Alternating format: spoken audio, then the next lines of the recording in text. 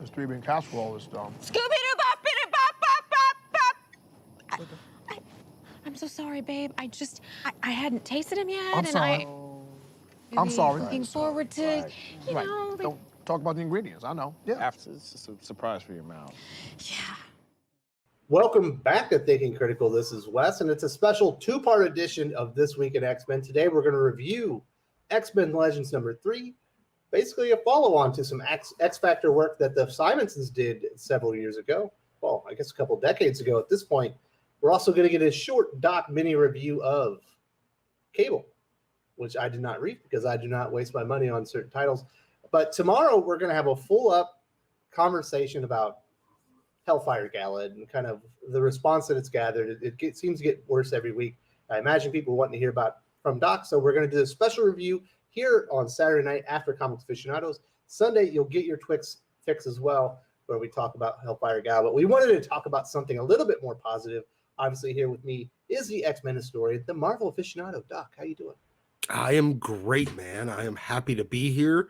I'm happy to be talking X-Men with you on this wonderful Saturday and Sunday. We will see how happy you are to talk about X-Men here in a little while. I imagine, to begin with, it's going to be positive. I really enjoyed this X-Men Legends number 3. I'm not as aware of the X-Factor material that this is tying into, but this is a damn fun comic.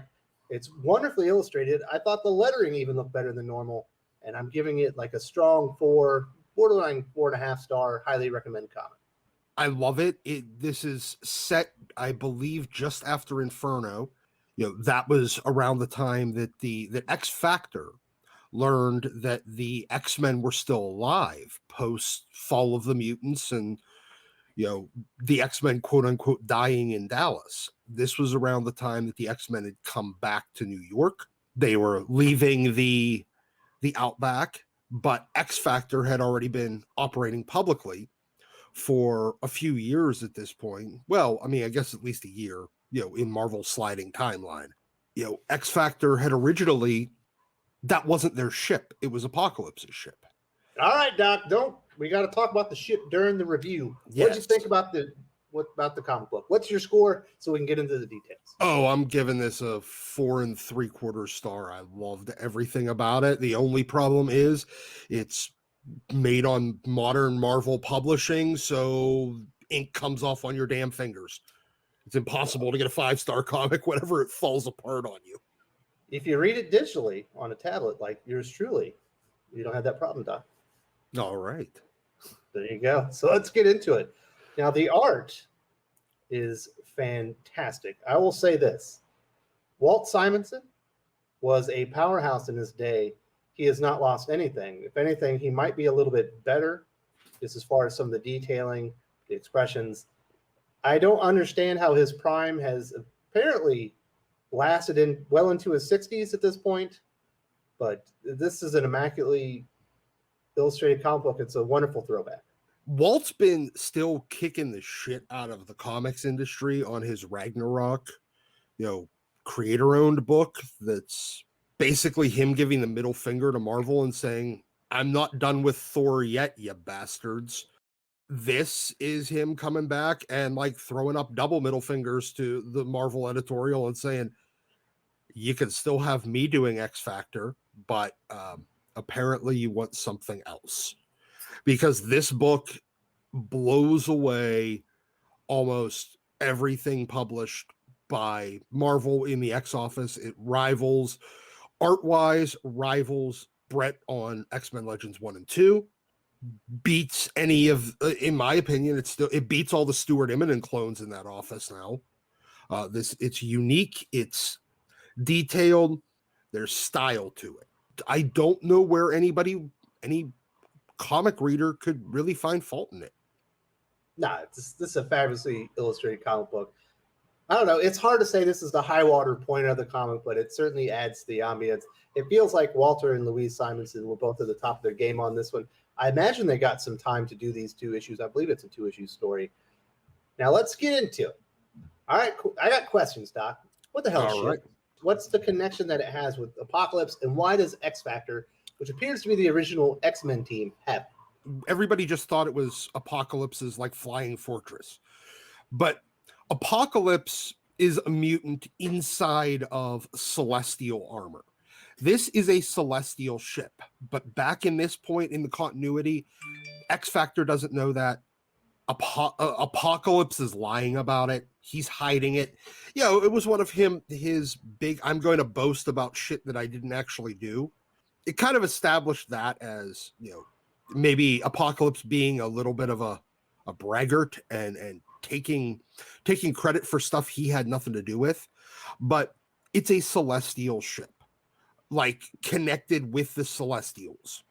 And X-Factor thinks that it's connected to Apocalypse. Yeah. It has nothing to do with them. He's just essentially observing this and seeing if maybe he's made the right choice with these X-Factor characters and seeing if they can survive what ship has to offer them. Well, it did have a connection to Apocalypse. He had found it like thousands of years ago, and then he used it as his base of operations. He just happened to stumble upon it. He's kind of like the thing in The Hobbit with the ring. Golem. Yeah.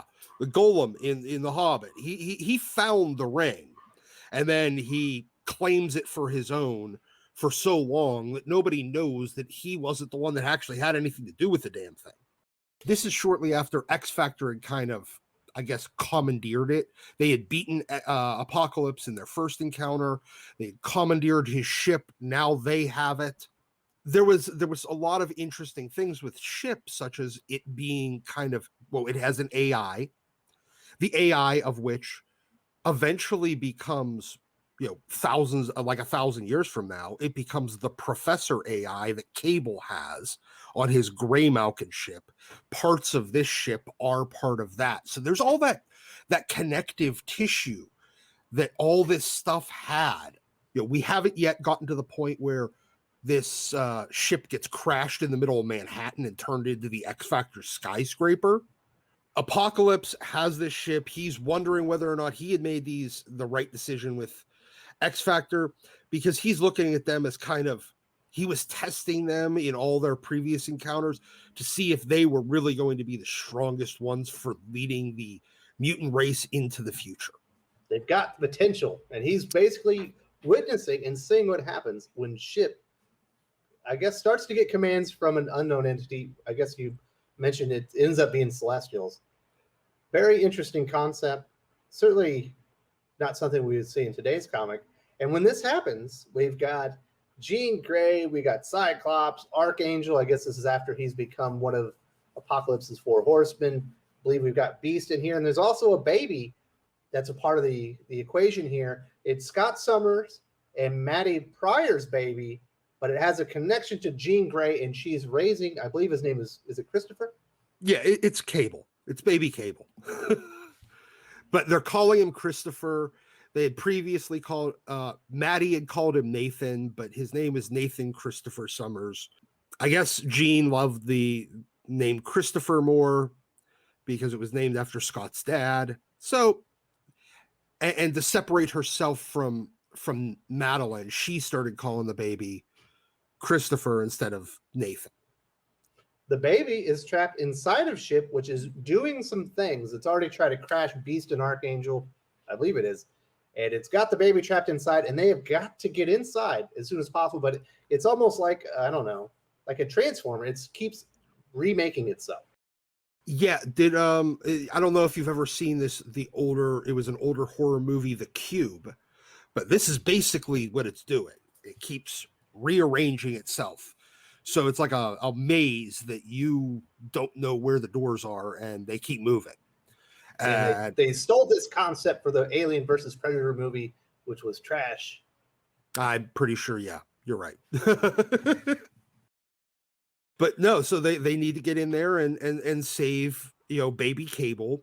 They have to use their powers to work their way through. And see, the thing is, being that this is a celestial ship, it's not like it's made out of like aluminum or even stainless steel or iron. It's some crazy cosmic alloys and stuff. So making their way through it is a little bit of a chore. That it is. They finally do get inside. They're blasting their way, and we get the big save. The X-Factor team makes it to baby Cable, aka Christopher in here. And we know Jean's got a connection to the baby. She can feel that he's upset and he's scared. And they finally make it to him and they get the big save. And then they can finally head over to the hub, also known as the brain of the ship, and start to undo whatever it is that's happening so the ship doesn't kill them all. Yeah, this, kind of like a dinosaur, it's so damn big that it needs multiple brains, but this is the one that's glitching out at this point. Because you have like this huge construct with all these brains that are over the course of centuries. The software in it eventually evolves itself into an AI that becomes, ship. But it doesn't have complete control over the whole thing. It's not like the Matrix or anything like that, where it can control every part of itself. There's still a lot of stuff in its programming and coding, that it doesn't know, kind of like a person, our DNA. I can't just sit there and kind of look at my arm and go, huh, that's broken. No, I need, I don't know this all just by looking at it, but all of its systems are underneath. One of them's glitching out. One of these hubs, they need to make it over there and they need to disable it, essentially, take it offline. And that's what happens. They save the baby. They kind of take it offline. They use their powers. They get themselves in a good position to where it's somewhat safe before we get to the end story. Before we kind of talk about the end of this, which there is a cliffhanger, I do want to talk about Cameron Hodge. Very interesting character. I believe he's made some type of pact where he's going to be immortal. Here, only his head is still alive. Apocalypse is playing all kinds of games with him. At one point, he's like connecting him to these big machines, kind of like RoboCop. I believe Cameron Hodges, he's the leader of the right, correct? Yes, he is the leader of the right, which is an anti-mutant organization, which is really funny and kind of odd because for someone that hates mutants and the idea of what they may become in the future, he certainly wants to be seemingly evolved along with mutants as well. He really does. Cameron Hodge, first he has, at the beginning of the issue, we saw kind of a flashback to when Archangel killed him by cutting his head off, and he was wearing like this battle suit armor. We have this issue where he's wearing, he's basically jumped into a giant ED-309. Later in the years, we'll have Extinction Agenda, where he's got that giant scorpion body and he's running Genosha. So yeah, he's very kind of synonymous with almost that same technological evolution that what we saw talked about in House of X and Powers of X that has not been very well followed up on. But yeah, he's trying to do the same way. He's trying to evolve himself along with mutants, but different, I guess. Yeah, he's basically a hypocrite. It's kind of weird. It appears he considers himself to maybe be Apocalypse's equal, but it's quite obvious, even though he thinks he's going along with Apocalypse, that he's being used, and Apocalypse finds him to be a pawn to be used and then discarded along the way. He certainly does not think of him as any sort of threat. Well, yeah, I mean, Apocalypse is his opinion of humans is already they are significantly below him, and he believes that Cameron Hodge is even below most of them, even with making a deal with the demon Nastreth back in Inferno for eternal life. Even then, Apocalypse is like, you're basically dirt on my boot, dude. So that's the weird part about Cameron Hodge in this story. And in the end, we do get a big cliffhanger that's leading into the next issue. It appears Cameron Hodge has arrived, although what's with the guy on the top of the robot at that? That doesn't look like his head anymore. Apocalypse had basically put a cover over his head, and it looks like as a result we almost get like the proto smiley robots out of this, because that's basically the face of a smiley robot, or at least very, very close. So essentially Cameron Hodge is a proto smiley in this issue that later on, whenever he creates the actual smileys, which might be in the next issue. We never know. Yeah, they might be. I don't know. Now we know where that design came from. It kind of comes from Apocalypse. So this is a cool story. This is actually a lot of fun. This is why we read something like X-Men Legends. It's a wonderful break from the trash, for the most part, that we're getting in Reign of X. This blows away almost anything that we're getting there. I'm still enjoying the stuff with Hellions. I feel like almost everything else across the board is degraded as far as quality. I'm glad I read this. I had a ton of fun. I'm going to stick with my 4-star, verging on a 4.5 star. But this is absolutely worth a read. And if you read it, go back and check out the X Factor stuff. It looks like it was a lot of fun.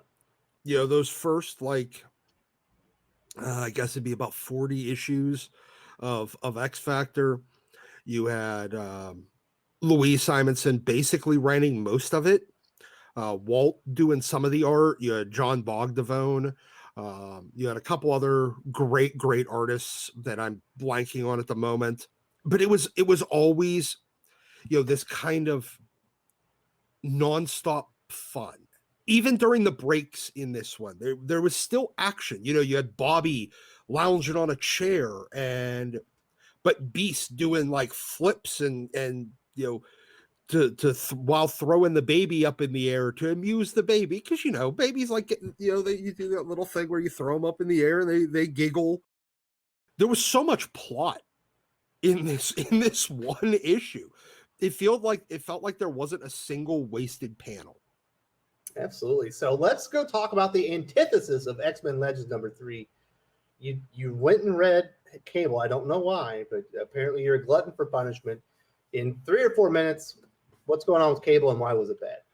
Well, Generic Duggan did his usual. There was a lot of Cable, and now the whole point of this one is tween Cable, Disney Cable thinks that old man Cable needs to come back, so he wants to have him resurrected, because the whole strife thing that he's failed at containing to this point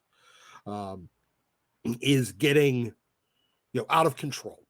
So he needs the old man back, and he's going to gas Xavier and like knock him out and just set up a protocol for resurrecting old man Cable. And Emma talks him out of it. And then you get a lot of, you know, Alex P. Keaton and his dad talking about how you're just good enough, son. In whenever it's Cyclops and tween Cable out on some mission to stop some Iraqi mutants that had decided to go and get into a bar fight in London or some crap. It was pointless nonsense. Cable's still running around with that Space Knight sword, but now he's literally, instead of swinging it like a sword, he's literally bonking people on the head with it. It was goddamn terrible. It was Family Ties fanfic with X-Men characters stuffed into it, and Phil Noto drawing characters with little tiny stubby baby legs like usual. If I never have to see Phil Noto do interior art again, it will be too soon. So don't buy this, and dear God, stop letting Jerry Duggan write family things. I'm going to take your word for it, Doc. I am not going to read it. It's not really worth my time. I might read the one issue if there is an issue within Hellfire Gala. We're going to talk about that tomorrow, Doc. But thank you so much for joining us. Give a little perspective on X-Men Legends number 3. Absolutely amazing. Go read that comic book and just ignore the stuff going on with X-Men right now. It's just so bad. Absolutely. Thanks for having me, sir.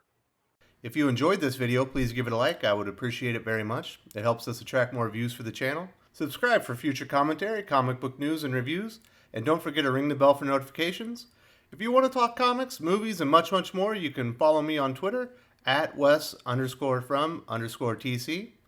With that, Salamat Po, and I'm out.